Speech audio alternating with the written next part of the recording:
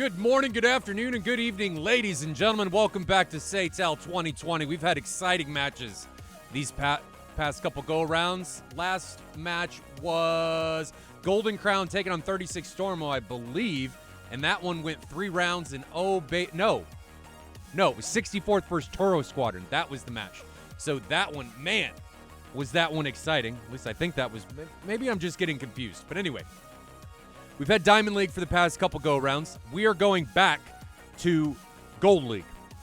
Gryphon Squadron taking on Tactical Fighter Squadron 81. How's this one going to go? Tomcats will be back in the air. JF-17s will be here. I think F-16s will be here, and F-18s will be here. So lots of different aircraft taken to the skies today. Again, we are Guadada against Crimps. This seems to be a squadron favorite, going between many different squadrons out there. They like it. It seems to have everything. Mountains, foothills, water, land, everything, and it's not overly distant between the two airfields that are taking place. So, Monk, yes, telephone poles will be present during today's matchup. I think it's B weapon restriction, if I'm not mistaken. I think it's B weapon restriction. So anyway, let's check out the supercut done by Alpha Whiskey. When we get back, we will be back in the simulator. Gryphon Squadron taking on Tactical Fighter Squadron 81 coming at you.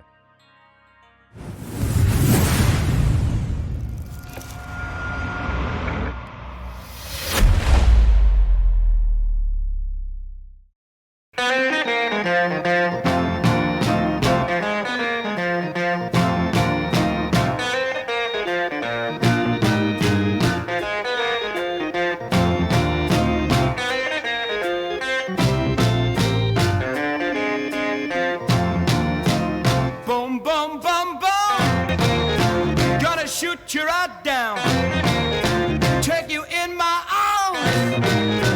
I'm in love with you, love that is true.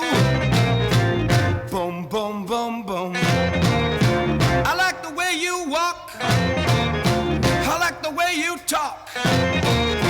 When you walk that walk and you talk that talk, you knock me out right off of my feet. Come on and shake it, baby. Shake it up, baby. Shake it, baby. Oh, now, baby. Shake it, baby. I don't mean, baby. Shake it, baby. You're driving me crazy. Shake it, baby. Come on. Come on and shake it, baby. Shake it up, baby. Shake it, baby. Shake it, baby.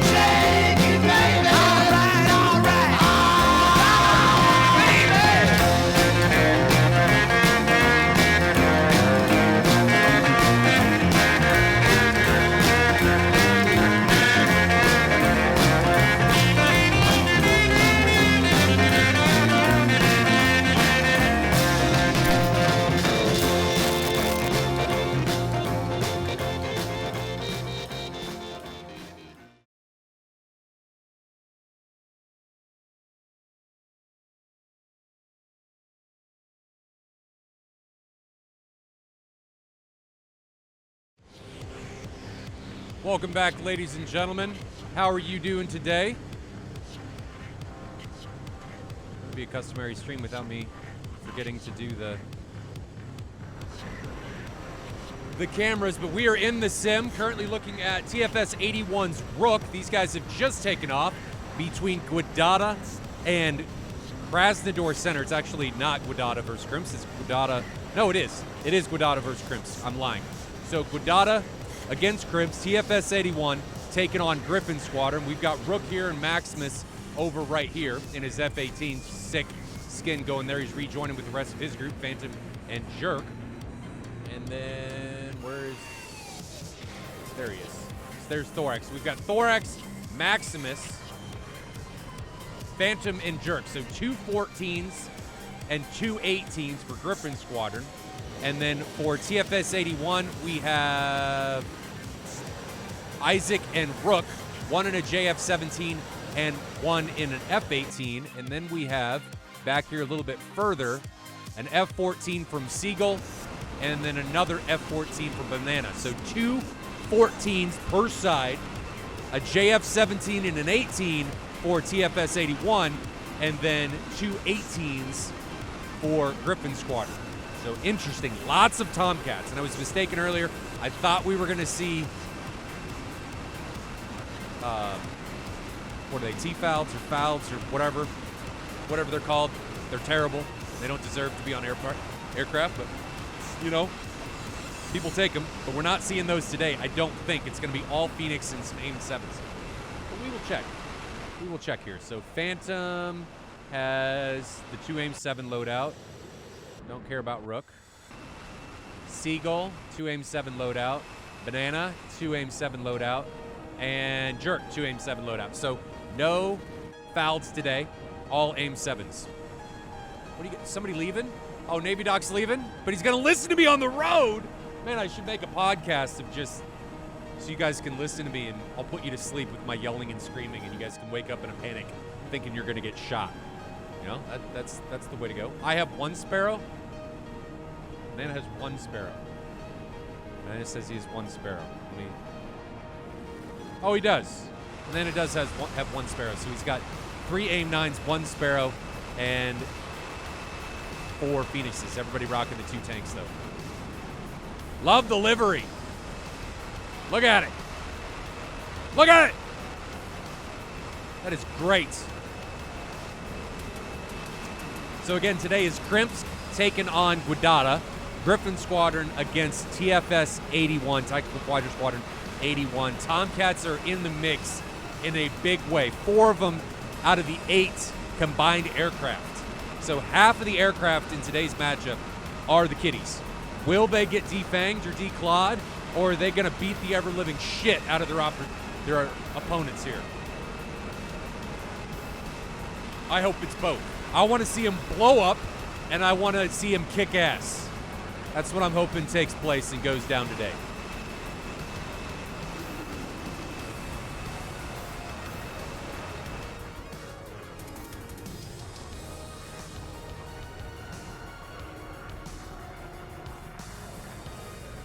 How's everybody's hump day today? Mine is great. I get my vaccine today. It's the Pfizer vaccine. I don't know when the second one is, but you know how I got on the list? This is how this phone call went last night. So if anybody doesn't know, I'm disabled. I got hit by a truck. I have problems being around people. I have some brain issues going on, which allows me to bring you guys this action, though I do feel like poo for a while after the stream, and I have to go in a dark room, be by myself, or watch a movie or whatever. So I'm on disability. I'm disabled. So my mom, who's a nurse practitioner, got me in because I have a brain impairment, right? So, but the funny part of that was that she was talking to me on the phone, telling me yesterday or a couple days ago that she got me on the list, and she goes, I got you on the vaccine list. And she started listing off all of the reasons I could be getting the vaccine early, because I'm I don't know what you would call it. Well, I'm disabled. Anyway. And she goes, I thought you might, I didn't think you would qualify as being morbidly obese. I'm like, Mom, morbidly obese? What? How could? My own mother said, I don't think you're morbidly obese. Like, am I obese? Do I qualify as somewhere in that line? Like, how am I supposed to feel with my own mother saying that kind of stuff? And I just kind of sat there on the phone, and my wife's dying laughing. And I am a big guy. I mean, I'm 6'4", 260, so I'm a large man, but I don't think I'm morbidly obese. So I don't know. That hurts. That was like a dagger in the heart. Are the limits on the amount of missiles an F-18 can take? There's a limit to the number of active missiles the F-18 can take. So you are only allowed to take 6 actives. 6 120s. But the Tomcat is limited to 4. Phoenix, and everything else is unlimited as far as you can take. What was I going to say? So 6. As long as you only take 6 actives. Who asked that question? Oh, what about Bob? As long as you only take 6 actives, it doesn't matter. You can take as many other missiles as you want. The AIM-9X is banned, though. So, heads up there.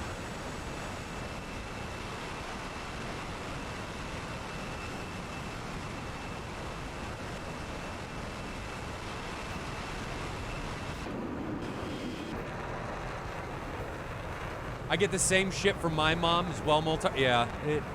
But she was serious. Like, this wasn't a joke. This was serious. Quick shout out, Monk dropping 2 gifted subs. Mad Onion Ring dropped a bunch. I think he dropped 5, I think is what he dropped. And then Speed Eraser dropped 2. Monk also coming in with 100 bits. Thank you very much, guys. Much appreciated. All this just goes back to making the stream better. So much appreciated. Is Sparrow still banned for the Hornet? I think so. I never unbanned it, so I would assume it's banned. So really, they can only take 120s and AIM-9s.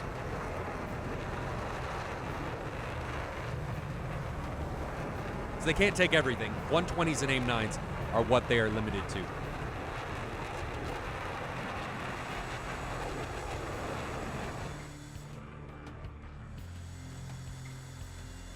I'm digging the TFS-81 liveries.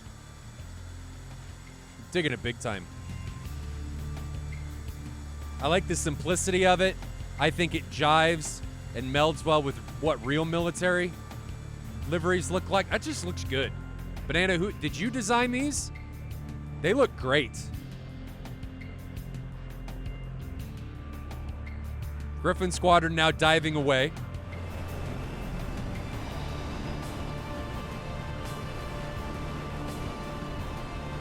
TFS-81 doing the same thing. TFS-81 doing the same thing. These guys are now turning into one another. Well, I thought they were. Rook and Banana now turning into Siegel and Isaac. Siegel and Isaac in their F-14s are carrying on to try and get a closer shot to the opposition of Gryphon Squadron. Reminder, this is, I believe, the weapon restriction. I think it's just in the nature of moms. My brother has long hair, and she's always asking him when he's going to cut it. Yeah, but that's different from your mom telling you that you might be morbidly obese, and that's how she got you the vaccine. Isaac is your livery designer. Well, he does an amazing job. I mean, look at this. This is just awesome.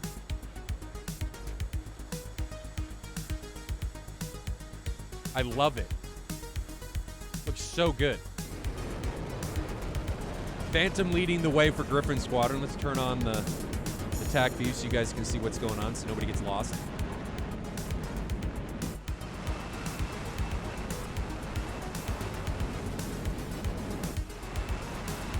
Nothing really going on. Still ingressing here. TFS-81 has already, I'm going to call him 81 now, has already started to turn cold. Rook, is he continuing or is he turned away?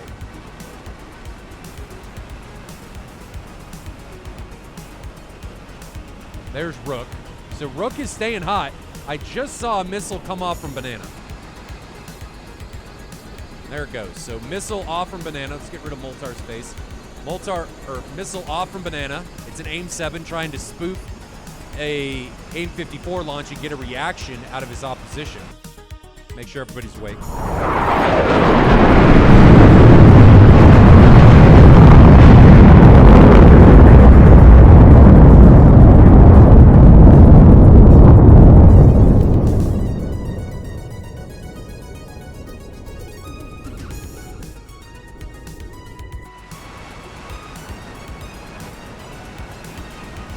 AIM-7's worthless, already down to 3/4 of a Mach. Phantom has turned away. So he's just trying to get these guys down from altitude. And the highest one they have is Siegel at 13,000 feet. Everybody else is really low. Gryphon Squadron doing a much better job of maintaining altitude. Maximus doing a phenomenal job, still cruising at 30,000 feet. And here he is. Maximus still cruising at 30,000 feet. His closest to altitude is going to be Thorax at 21,000 feet. So much better job at altitude maintenance being done by Gryphon Squadron. We've got an AIM-54 now coming off from, who's that off from? It's off from Seagull. Maximus responds with an AIM-120C, and this is actually A weapon restriction. I am totally mistaken. This is not B. This is A. So 120 Charlie off from Maximus, and that's going to be a Mark 60 off from Seagull. So these things are going to burn for 60 seconds coming into their target. I think. Yeah, Mark 60. So here it comes. It's targeted Maximus. Maximus is already defending, so that's not going to be a problem for him to get away from. Maximus defending early. Maximus, we all know, is a really good pilot, so he's not going to have a problem getting away from this, and this thing is already totally trash. Already under 1,000 knots, 10,000 feet, having an aneurysm trying to keep up with him, and it's not going to be able to. Let's change the music so it's a little more upbeat here. But nobody really wanting to get in here and dance with one another. Everybody's still sideline staring at each other, like the boys on one side and the girls on the other. Nobody wants to break the ice and get that tension out of the room.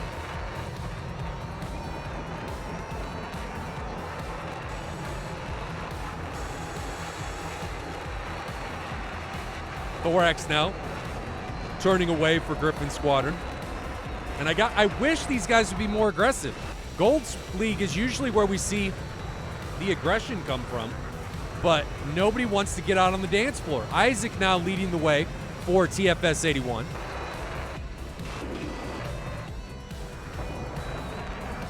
Here's Isaac. Still fully loaded, no tanks on. Those have been jettisoned. So lots of full blower coming in. I really have to continue to enumerate how low TFS 81 or 81 has been throughout the entirety of this match, and I'm worried that that's going to come back to bite them. When you're this low, you lose a ton of situational awareness. And everyone looking at their side again is below 10,000 feet, and that is very worrisome. Seagull is the highest on his squadron side at 10,000 feet. Meanwhile, on Gryphon Squadron, Jerk and Maximus are at 25,000 feet, and Phantom and Thorax are both above 10,000 feet. So there's a serious altitude separation going on right now, all at the benefit of Gryphon Squadron. I'm really worried for the continual odds of survival for the 81 side. This is going to be really, really interesting. Missile coming off from Isaac. It is a 120 Charlie taken off. That's going to be going towards Phantom. And Phantom is here. Phantom's already cold. I don't know if he got that missile warning or is just doing a precursor to something he may be worried that is coming. Tomcat's doing an especially good job of holding on to their big old boomsticks. I got to credit everybody for that. I think I've only seen one AIM-54 launch, and that one came from Phantom. Isaac launched two 120s, not the greatest launch there. How far away were they? 15 miles. So not a huge liker of what's going on there. Those are just wasted munition. Seagull now putting off a weapon. It's an AIM-54 Mark 60 coming in onto somebody. Who's that going in on? That looks to be going in onto Thorax. Thorax now defending, so here they are from both views. Thorax diving low, 7 miles away from this Mark 60, and Thorax is trying to line of sight it. Can we see that missile yet? Is he flying towards it? No, it should be over here. There's the missile, and I think it's going to eat this hill. So he does line of sight it. Great defensive flying by Thorax, and that Mark 60 is not going to be a problem as it becomes Ninja Squirrel fodder.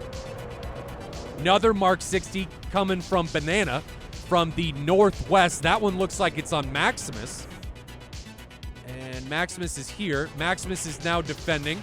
Mark 60 is coming down from altitude 4 miles away. Maximus is at 500 knots and accelerating, diving through 10,000 feet, doing a little bit of a serpentine, trying to bleed the thing out of energy. No issues there. He's doing everything he's doing is legal. So I know we kind of walked the line there. He's got a little bit of desync, but that's not going to be causing anything to go on with the missile. That missile's trashed energy-wise anyway, so no worries. Great job defending by him there. Still 4 pilots remaining for both sides. Rook now putting out an ST-10. Maximus recommitting, knowing that he's trashed that MK-60. And here is that SC-10. Not sure who that one's on, but it looks like it's on Maximus. And somebody we need to be watching is Thorax. Thorax is getting in here really, really deep. Thorax he's driving. He's driving, trying to make something happen. He is well removed from the rest of his squadron. He is, how far away is he from the rest of his team? He is 13 miles ahead of everybody else, and he just put a 120 out, going up and towards Seagull. Seagull's going to be able to get away from that one, but Thorax is getting in low, and Thorax actually needs to worry about an incoming 120, or an SC-10, excuse me, from Rook on the left side.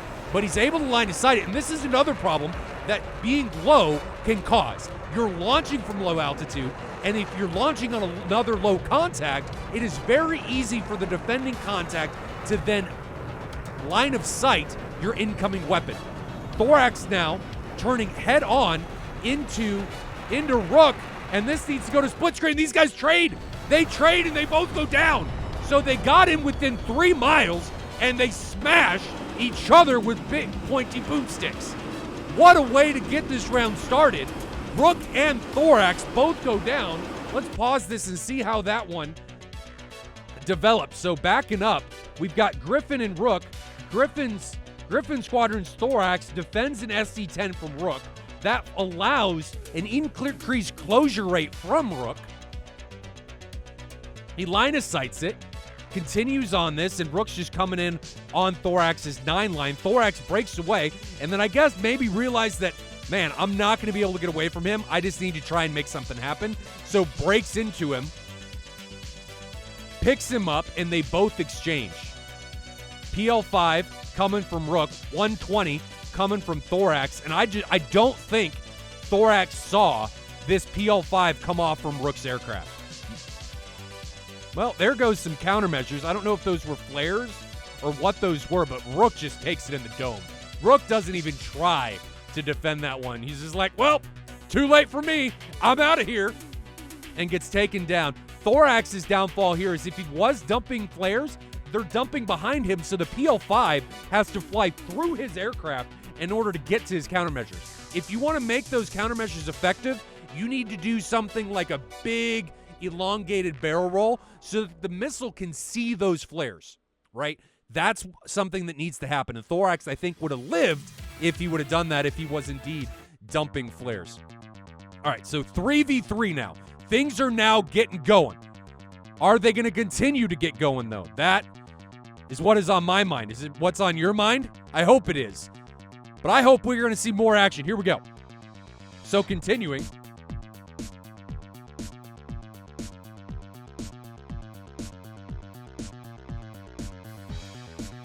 All right.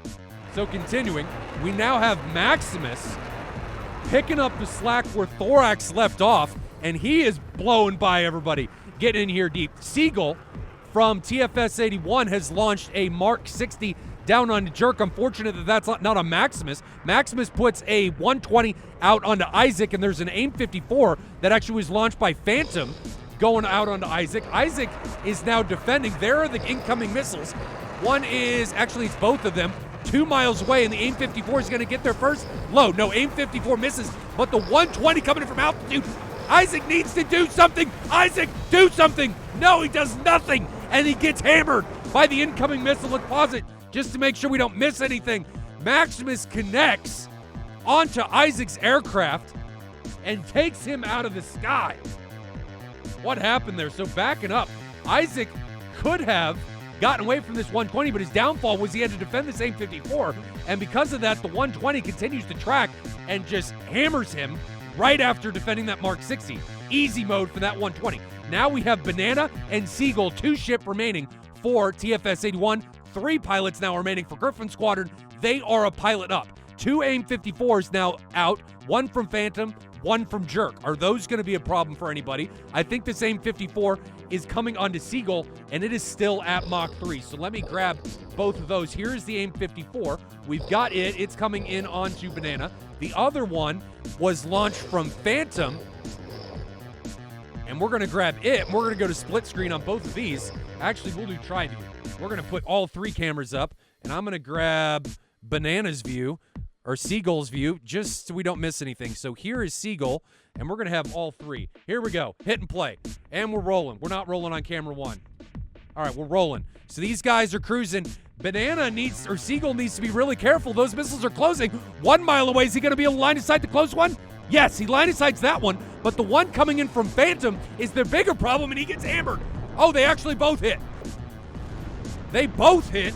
So a little bit of desync there with the missiles, and Seagull gets smashed up the behind, takes the ballistic suppository, and he is gone. Things have gone rapidly from okay to absolutely terrible for TFS 81. Banana is the only one left.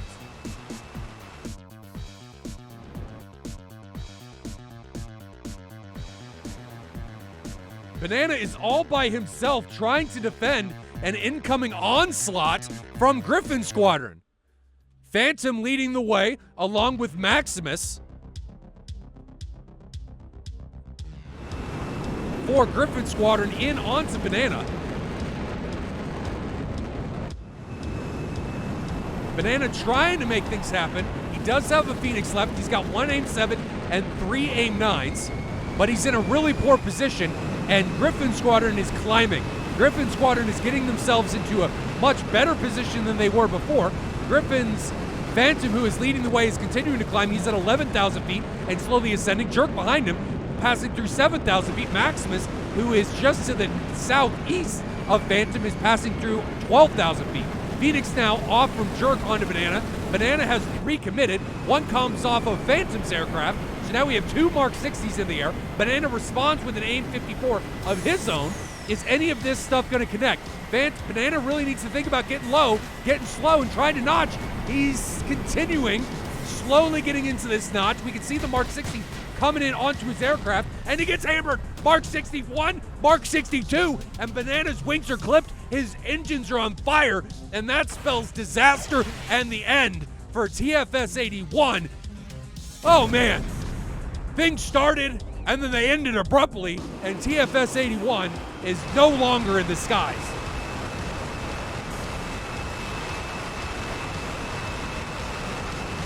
What a round. Flown by Gryphon Squadron. They go in early. Thorax trades with Rook, and then they pick up the pieces and dismantle TFS 81. What a great showcase by Gryphon Squadron. Mute this so we can fast forward. No point in just watching these guys as they RTB. Phantom, I guess, thought he needed to expend all of his M61 gun ammo.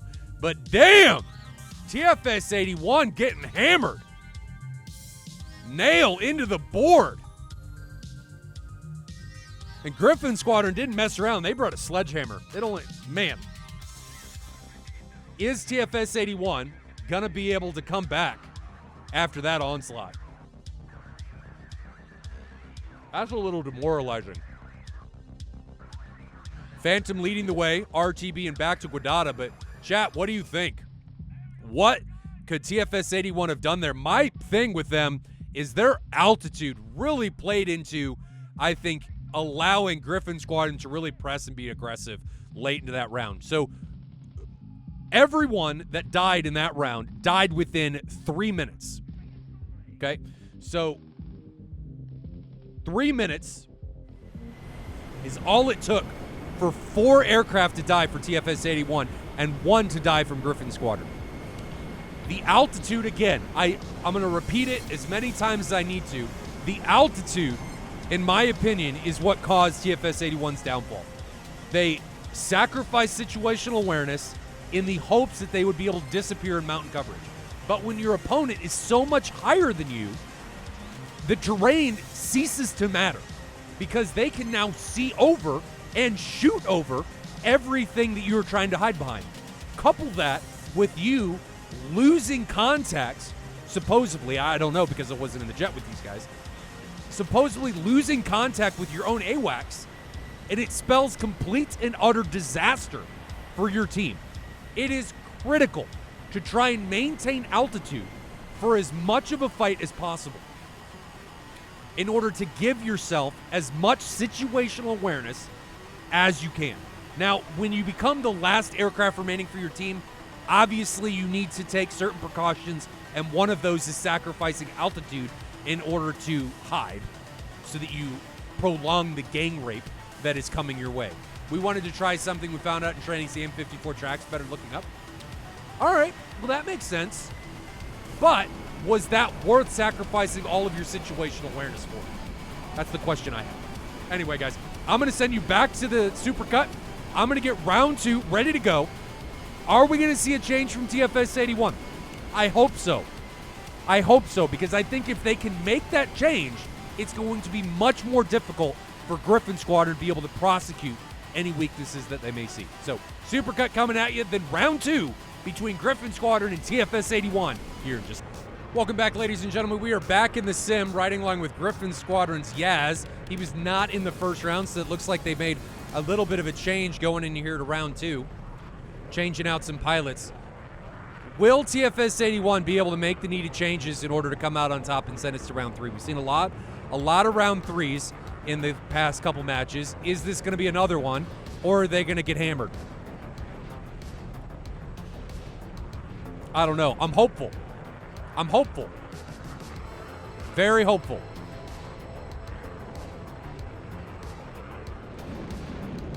Chad, I want to hear your guys' opinions on what you think they need to do. You've heard what I think. What do you think TFS 81 needs to do in order to clinch round 2? And what does Gryphon Squadron need to do in order to make sure they don't lose it and clinch it in 2?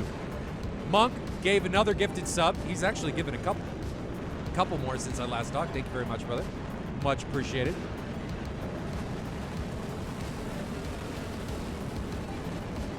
In my opinion, I haven't talked about Gryphon Squadron yet.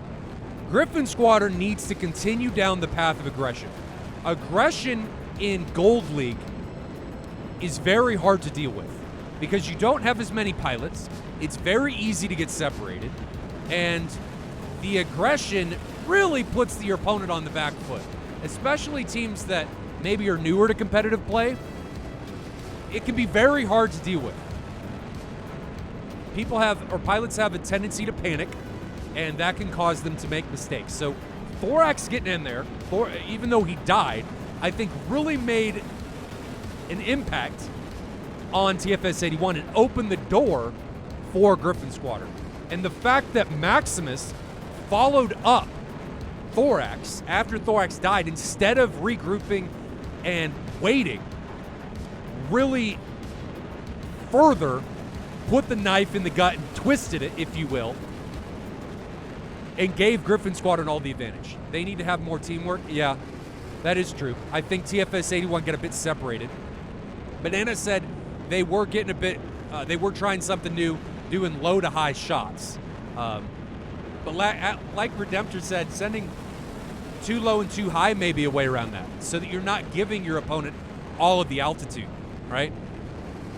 I think giving them the altitude and you just staying low, if they're able to capitalize on that, makes it very, very difficult to deal with. Especially when you start going 1, 2, and 3 pilots down, it becomes nigh unsurmountable, which is not good. It's not a good place to be. And being a pilot down in Gold League is even worse than being a pilot down in Diamond League, because it's much more difficult to come back because you have less pilots. Tactical Fighter Squadron A1, a reference to 81st Tactical Fighter Wing? I don't know, Techno, or Techo. What do you think? Did I say your name right? What's the X sound like? Some of your guys' names are just confusing. Bags off from Banana. These guys are continuing to ingress.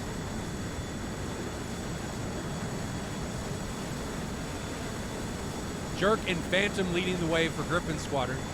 Texas Echo. Ah, okay, Texas Echo. I gotcha. Did you stay warm? Are you in Texas? Did you stay warm the past couple weeks? I know you guys had a rough time, rough go of it. I'm in Kansas. It's cold here, but we know how to deal with the cold.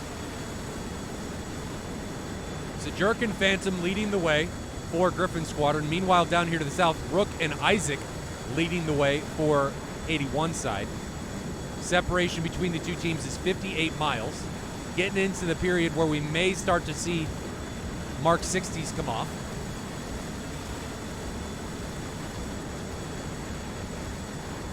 Schmitty, 80 degrees yesterday. It was 60 degrees here in Kansas, and we had like negative 20 degrees at some point last week. So, Cannonball 1996. Yeah, yours is definitely not confusing. Last week froze our butts off 7. Yeah, oh, I'm glad it's warm there. Glad it's warm there. Hopefully you didn't encounter too many issues or your pipes didn't freeze. Banana launching a Mark 60 from 43,000 feet. That is a good shot. I like that shot. 40,000 feet. I'd like to see him faster, though. Full gate, be over Mach 1. I'd like to see him be a lot faster. Well, he's right at Mach 1, but I'd like to see him a lot faster at this altitude and impart that onto his shot. All right, so here's that Mark 60, and that's not a bad shot. Coming in from this altitude, 3,200 knots right now coming in on its intended target. I think it's on jerk.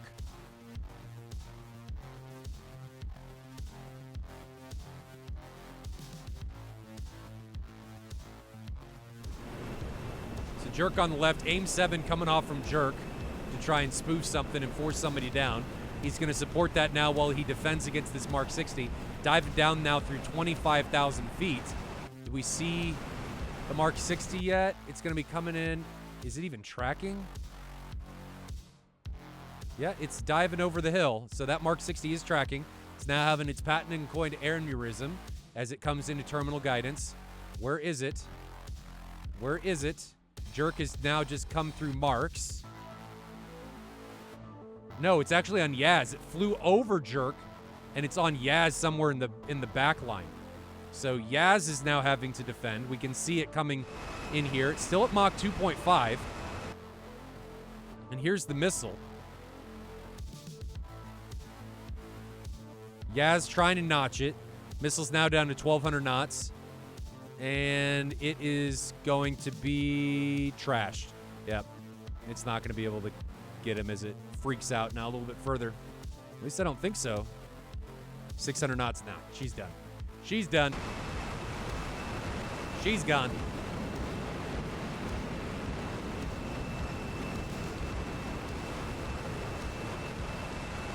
So multiple aim 7s off from Phantom and Jerk trying to get these guys down in altitude. But look at their altitude. This is worrisome.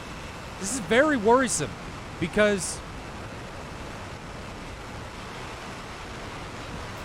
Brooks at 10,000 feet. Siegel's the highest person, the highest pilot from TFS 81, and he is at 12,000 feet. That is hugely worrisome for me. Meanwhile, opposition is at 20,000 feet. Maximus continuing to do a phenomenal job altitude-wise. Phenomenal job in maintaining that altitude and therefore maintaining that situational awareness. Phantom, 13,000 feet, he's ascending. Yaz, 17,000 feet, he's climbing. And Jerk, 14,000 feet, he's climbing. So these guys may be a bit lower than Maximus, but they are ascending. Meanwhile, over here, you can see that these guys are just maintaining this lower altitude threshold. They are higher than they were in round 1, though. We have 10,000, 10,000, 10,000, or 13,000. So this is better than we saw in round 1. I do like that. The question is, can we see it better? Can they continue to ascend? Banana now putting a Mark 60 out. There it goes, taking off towards its intended target. Who's it gonna be on? It looks like it's on, I can't tell, maybe on Yaz? So here's that Mark 60. I think it's on Yaz. Looks like it. And Yaz is broken away at Mach 1.1. Maximus now putting a 120 Charlie out. Back into Banana.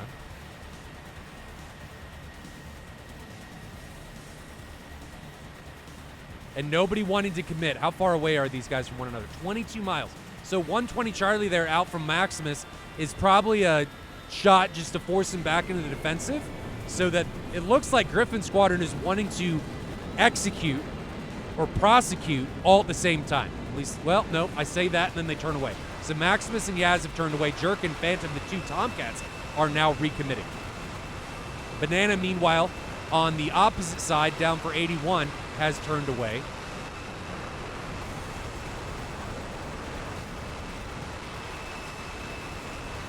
Maximus, I got to keep showcasing him. He continues to climb. Love it. He's egressing and getting his altitude back, and I love this shit. But I cannot leave out Yaz. Yaz is doing the same thing, coming through 17,000 feet. Excellent job. Because when they recommit, they will already be at altitude. So if they're defending a missile, they were low, and now they're lengthening that missile's flight path, coming back up, trashing it, and removing its energy even further. So I gotta love that. Great job by them. You just gotta make sure that you get down from altitude when you need to. Multiple 120s now coming out from Isaac. One onto Phantom. Over here in the west, Phantom now defending.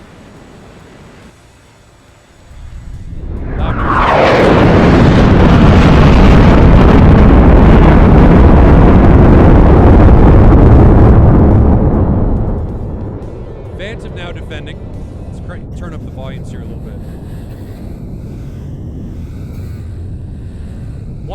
Oh, 54 Charlie, that's interesting. Didn't see one of those in round one, so that's interesting. But Phantom doing a decent job of getting away from everything. He's dragging Isaac, and he may be able to create a dragon bag scenario for his teammates. So he's going into the notch now. 120 Charlie coming out on him from Isaac. Let me grab Isaac's point of view. So here is Isaac, and then on the opposite side of that is going to be Phantom, and Phantom is actually pre-committed into this engagement. Nope, he's defending. So Isaac continues to prosecute. Under 5 miles now from himself onto Phantom.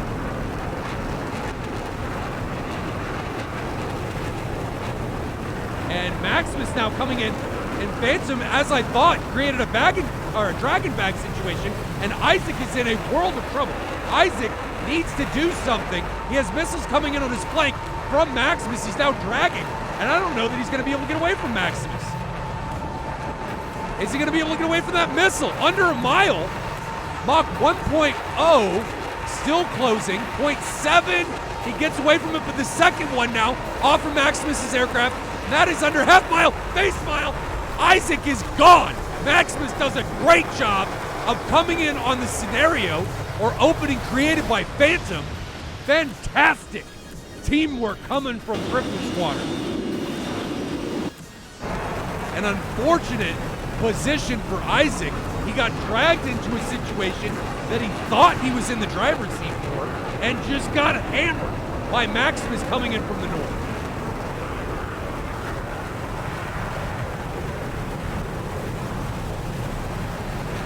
So now 4 pilots remaining for Gryphon Squadron, 3 remaining for TFS 81, and Jerk and Phantom, the 2 Tomcats, have recommitted here. I love the aggression. No back burner, no regroup. Let's just get in here and make something happen.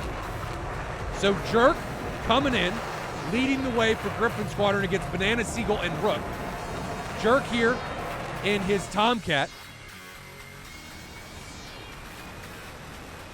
Seagull on the opposite side for TFS 81 in his Tomcat. And Jerk didn't see an opening he liked and is now breaking away. Not a bad decision. Meanwhile, Banana for TFS 81 is now recommitting. Further to the north in the 81 side, coming head on with Yaz. Banana has 1 Phoenix remaining, 3 AIM-9s and an AIM-7. Tanks are off. Everybody doing a great job in today's matchup, jettisoning the tanks and removing the unneeded drag. Going into blower, Banana climbing 6,000 feet. Last Phoenix off from him. Taking off towards Yaz's aircraft at 7,000 feet, approximately 15 miles away. And that's a Mark 47. Oh, it's a Charlie variant. Okay. Charlie variant, so that's going to track a bit better than the Mark 60, but it doesn't have nearly the energy state that the Mark 60 does. Meanwhile, we have Maximus flanking in on Banana's 9 line. And that Charlie variant is gonna create problems, possibly. No, he's going to be able to get away from that one. No problem. So still continuation of great defending from Gryphon Squadron and great defending by TFS 81. They just keep getting caught in these dragon bag scenarios, which is unfortunate. Phantom now recommitting down from the south. He is the southernmost aircraft. Can I click it? Southernmost aircraft for Gryphon Squadron.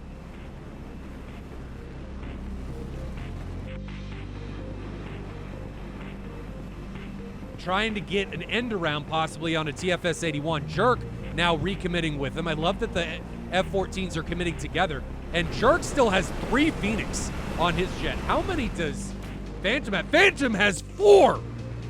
What?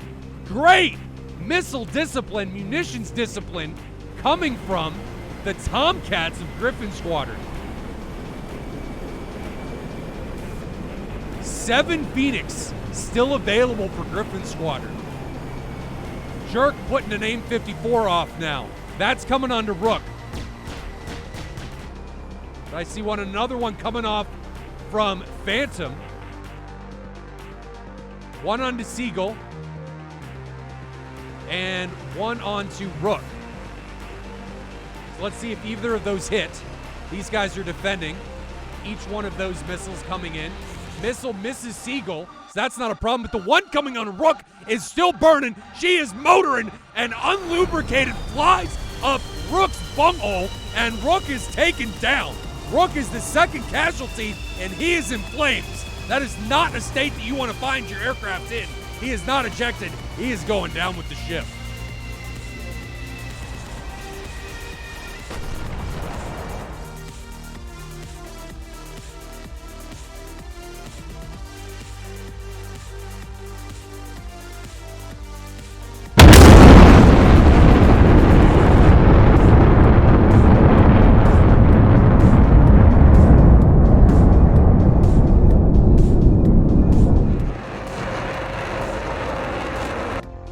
Yaz now coming in from the north, launching a 120 onto Banana. Banana's at 3,000 feet.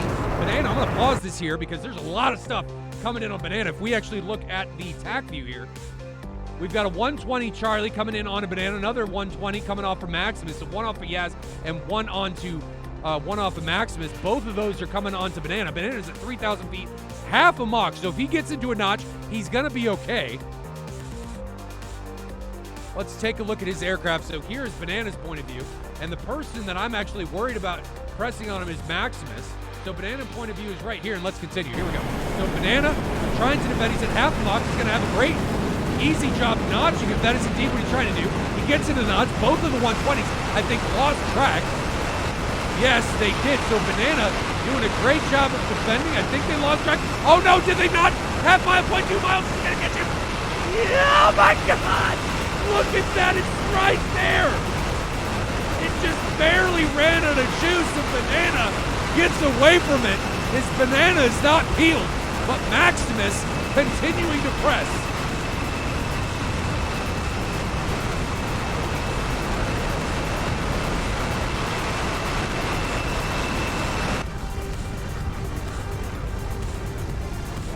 So Maximus continues to press, coming up on inside 5 miles. And there's Maximus now 4.7 miles coming in onto him. Banana still trying to defend. Does Maximus have any 120s left? He's usually pretty good about safety missiles. He does have one left. So does this have Banana's name written on it? Is Banana going to be removed? Banana doesn't have any Phoenix left. Seagull trying to come in from the north to get Maximus off of Banana. 120 off from Maximus onto Banana right before he defends half mile. Banana's not getting away from this one, and it comes in through the top of his cockpit. And I think that spells the end for Banana as his pilot is gone. He's going to be flying into this hill ice. No, yes, no, maybe, not sure. We're going to stay on Banana just to see what happens here. Banana still looks airworthy. Meanwhile, we have Seagull. No, second missile hits Banana. And now Seagull, Mark 60, misses him. Multiple missiles, another missile off. Another Mark 60 coming in onto Seagull. That came off of, I think it was from Phantom. So Seagull Now trying to get away from another Mark 60. He trashes that one. Another Mark 60 off from Phantom. Another Mark 60 off from Phantom. Maximus, remember, only has aim 9s left. Only has aim 9s left. Is Siegel going to be able to notch this one? He looks to be a little too fast. Missile still tracking, and it hits Siegel. So Siegel taken down in an onslaught of incoming warheads, and he is the last casualty for TFS 81, hammered and removed from combat. Gryphon Squadron, in even more of a show of force than round one, obliterates TFS 81. That round,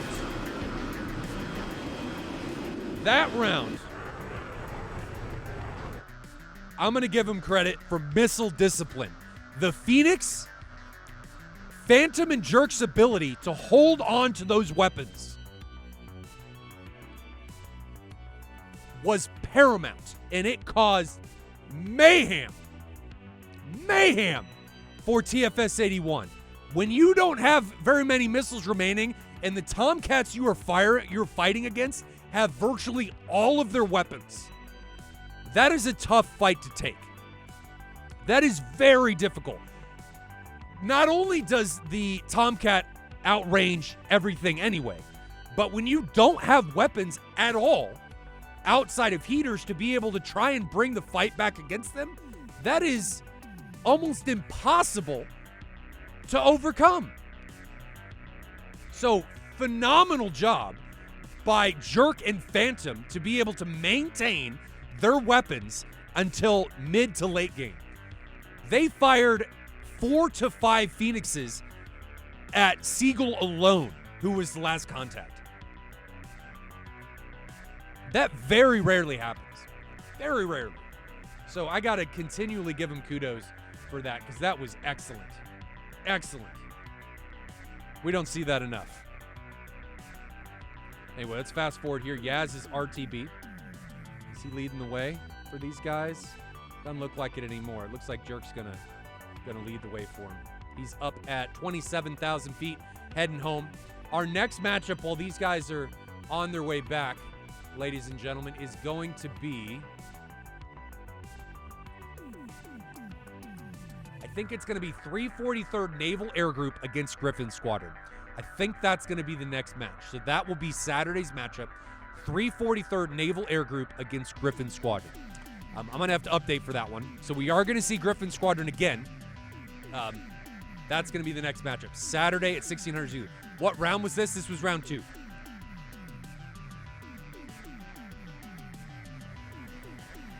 And Gryphon Squadron won both of them. So phenomenal job by them. Now Jerk looks to be finishing up RTB. Is he almost back to Crimps? Yeah. Looks like it. Getting ready to turn on to finals here. So we will see Gryphon Squadron again this Saturday. 343rd Naval Air Group against Gryphon Squadron. Is Gryphon Squadron going to be able to carry on? TFS 81, I got to say, Banana, you guys flew great. I think your downfall was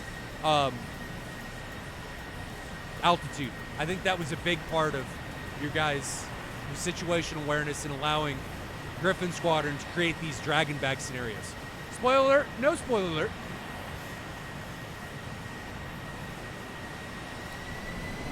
I'm anxious to see how Gryphon Squadron does against 343rd, because 343rd is a good team. And TFS 81's a good team too. Everyone that flies in SATAL's good. I think a lot of it is just a learning experience. Some of these teams, it's the first time in competitive play, and everybody's done a really good job to get better. Phantom looks like he's trying to kill everybody on Krimsk, landing in tandem with Jerk. Trying to slow down there, Phantom? What's the deal there?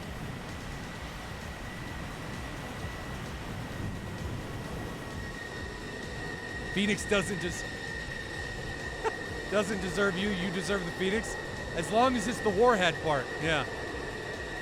So again, great job by both teams. Gryphon Squadron comes out with the victory. 2 rounds to 0. Next matchup is going to be Saturday, 1600 Zulu, Naval Air Group, 343rd Naval Air Group, taking on Gryphon Squadron. So I will see you guys then. Thank you for tuning in. Thank you for all of the subs and the bits that were given today. Just goes back into making the stream better. Until next time, ladies and gentlemen, fly safe in those virtual skies, and I'll see you guys later. Have a good one.